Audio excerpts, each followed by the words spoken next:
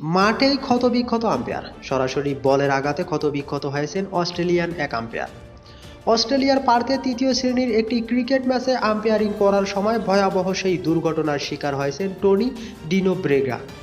ম্যাচের ব্যাটসম্যানের নেওয়া জোরালো একটি শট সোজা গিয়ে লাগে আম্পায়ার টনির মুখের ডান দিকে। তিনি চেষ্টা করেন বলের লাইন থেকে নিজেকে সরিয়ে নিতে পারেননি। আম্পায়ারের ডান চোখের ঠিক নিচে জোরালো আঘাত লেগেছে। চোখের নিচের অংশ এতটাই ফুলে গিয়েছে যে প্রায় ঢেকে গেছে একটি চোখ। চোয়ালে আঘাতের চিহ্ন স্পষ্ট, লাল হয়ে গেছে পুরো মুখ, ঠোঁটের কোণাও ফোলা, রক্ত জমে কালচিটে দাগ হয়ে গিয়েছে।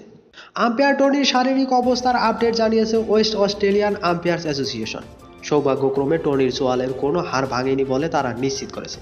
তবে ওই আম্পায়ারের মুখে কোনো অস্ত্রোপচার লাগবে কিনা সেটিও এখনও জানা যায়নি। সামাজিক মাধ্যমে দেয়া সংস্থাটির পক্ষ থেকে জানানো হয়, ব্যাটসম্যানের একটি স্ট্রেট ড্রাইভে বল গিয়ে লাগে টনির মুখের ডান দিকে। সারা রাত হাসপাতালে কাটানোর পর জানা গেছে তার মুখের কোনো হাড় ভাঙেনি। যদিও এখনও অস্ত্রোপচারের সম্ভাবনা উড়িয়ে দেওয়া যাচ্ছে না। ডাক্তাররা তার শারীরিক পরিস্থিতির উপর নজর রেখেছে।